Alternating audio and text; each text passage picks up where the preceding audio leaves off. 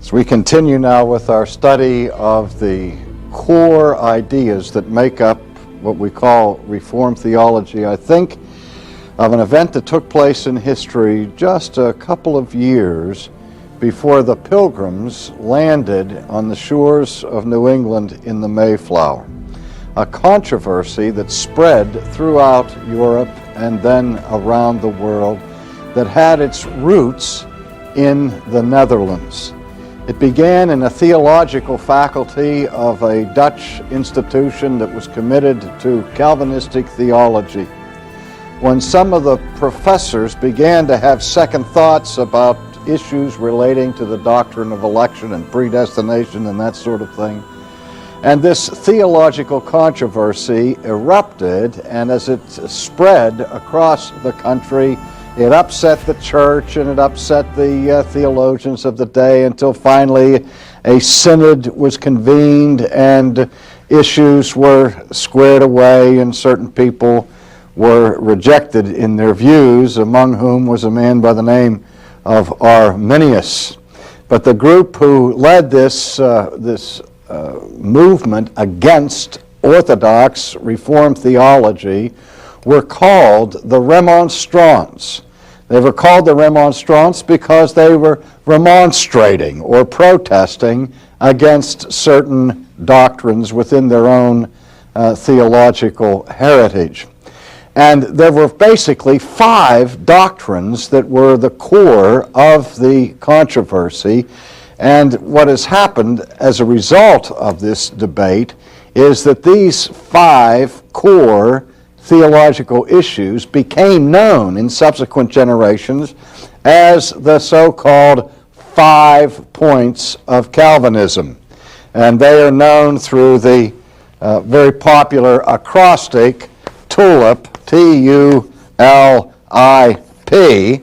which is a sort of clever way to sum up the 5 articles that were in such dispute. And I mentioned that historical event for this reason. As we've said all along, it would be a serious mistake to understand the essence of Reformed theology simply in light of these 5 doctrines, because the Reformed faith involves many, many, many other elements of theological and ecclesiastical confession. But these are the 5 controversial points of Reformed theology, and they're the ones that are popularly seen as being distinctive to this particular confession. So we're going to spend some time looking at the 5 points of Calvinism as they are spelled out in this acrostic. And we remember that this acrostic, TULIPs, uses the first letter of 5 different doctrines. The first is total depravity, hence the T. And the second is unconditional election, and hence the U. The L stands for limited atonement. The I for irresistible grace, and P for the perseverance of the saints. And when I have lectured on these doctrines in the past, I have stated one or more objections to these subheadings as defining the doctrines, because many of them, if not all of them, are somewhat misleading. But they fit so nicely into this acrostic, people insist on using these abbreviations to define the 5 points. And so what we're going to do today is begin with a brief overview of the T of the TULIP, that which stands for total depravity. I remember many, many years ago I was teaching a course in theology at a college, and the students who were enrolled in the college did not come from a Reformed background by any means, and we were working through various doctrines, and I came to the doctrine of total depravity. And I gave an exposition that went over about a week of classes, and at the end of that time I asked the students if they were persuaded that this indeed was the biblical view of human sinfulness. And everybody in the class raised their hand and indicated, yes, they were convinced that this was the correct biblical view. And I said, are you sure? And they said, yes, they're absolutely sure. So I went on the blackboard, on the top left-hand side of the blackboard, and I wrote a number there, the number of the students there, like 28 students, put it in a box, and I wrote next to it for the janitor, please do not erase. And I did that for a reason, that they were all committed. And then the next week we started in on the U of unconditional election, and there were howls of protest from the students who rebelled against that doctrine. They didn't like that at all. And when I began to press them on the doctrine, I said, now, are you sure you still want to subscribe to total depravity as you did last week? And one by one I had to erase the names up there in the left-hand corner of the blackboard. And I say that for this reason, that there's one sense in which if a person really embraces what is called the doctrine of total depravity, the other 4 points in this 5-point system more or less fall in line. They become duck soup and corollaries, more or less, of this first point. And so let's take some time to look at that. The historical situation where this doctrine first became a matter of great import and great controversy was early on in church history during the teaching ministry of St. Augustine. And I'm sure you've heard a little bit about the so-called Pelagian controversy of the latter part of the 4th century and into the 5th century, which began when this British monk, whose name was Pelagius, protested against a statement that was in one of the written prayers of Augustine, wherein in this prayer Augustine made this comment before God. He said, O God, command what thou wouldst and grant what thou dost command. Let me say it again. Command what thou wouldst and grant what thou dost command. And, of course, Pelagius had apoplexy over this prayer.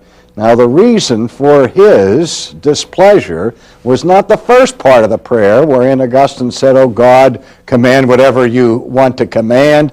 Pelagius, being a pious monk, certainly agreed with Augustine that God had every right to exercise his authority over the creatures and to command what's deemed pleasing to him.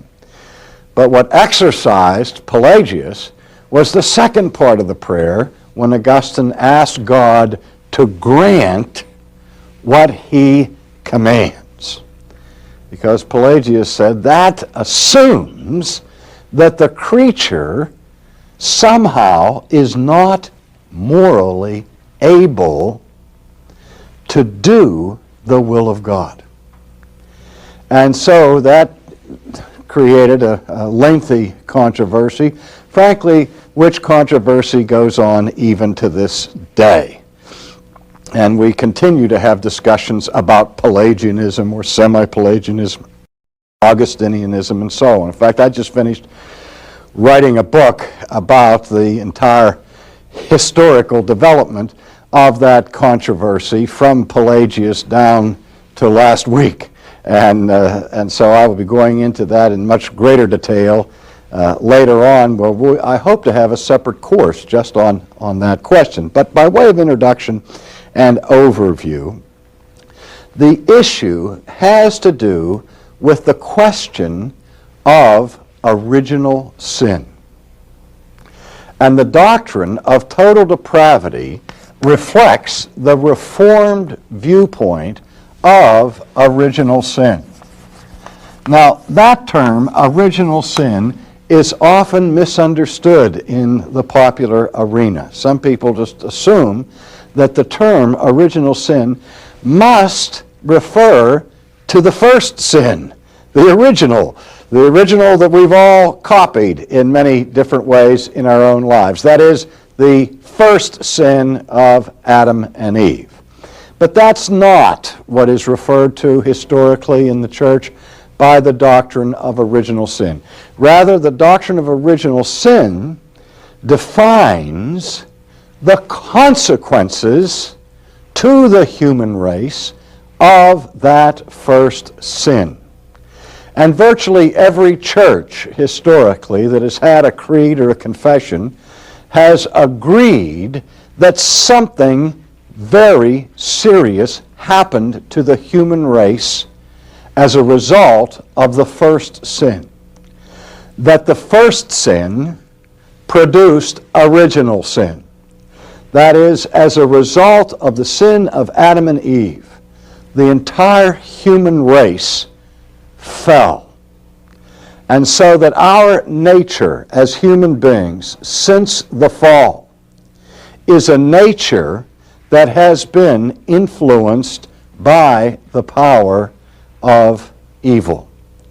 As David declared in the Old Testament, "O God, I was born in sin, and in sin did my mother conceive me." He was not saying that it was a sinful thing for his mother and father to have borne children, nor was he saying that he had done something evil by being born, but rather he was acknowledging the human condition of fallenness. That fallenness that was part of the experience of his parents, that fallenness that he brings himself into this world. And so original sin has to do with the fallen nature of mankind. The idea is that we are not sinners because we sin, but that we sin because we are sinners.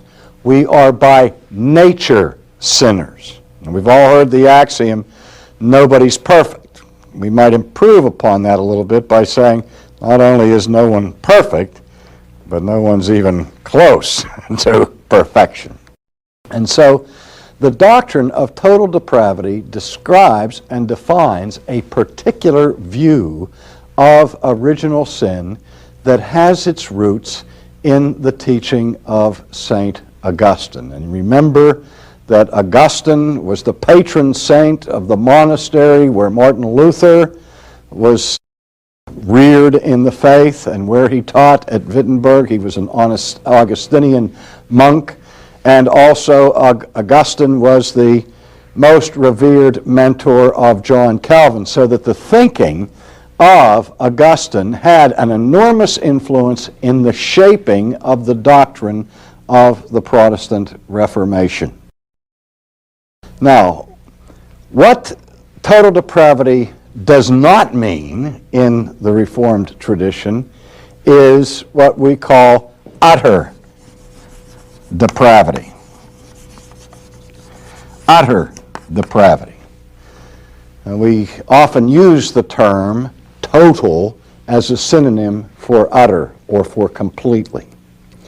And so the notion of total depravity conjures up the idea that every human being is as bad as that person could possibly be. You might think of some arch fiends of history like Adolf Hitler and say there was absolutely no redeeming virtue left in the man. But I suspect that he had some affection for his mother, and as wicked as Adolf Hitler was, we can still conceive of his being even more wicked than he actually was. And so the idea of total depravity doesn't mean that every human being is as wicked as they could possibly be, but rather it means that the fall is so serious that it affects the whole person. Our fallenness that captures and grips our human nature affects our bodies. That's why we become ill and we die. It affects our minds and our thinking. We still have the capacity to think, but the Bible speaks about the way in which the mind has become darkened and weakened, The will of man is no longer in its pristine state of moral power, but the will, according to the New Testament, is now in bondage. We are enslaved to the evil impulses and desires of our hearts. And so the mind, the will, the spirit, the whole person has been infected by the power of sin. Now again, if that's as far as we would go with the definition of total depravity, most Christian communions would say yea and amen this far. I mean, most would agree that we're fallen and that the fall is a serious thing and that the human nature that we bring into this world has been so influenced by sin that it touches every part of our nature. Again, most Catholic or universal creeds of Christendom would grant that much. So then the debate becomes over a question of degree. How far have we fallen? What is the degree of that human corruption? Now, I like to replace the term total depravity with my favorite designation, which is radical corruption. It's a concept that my friends find very easy to remember as they make their own acrostic for it.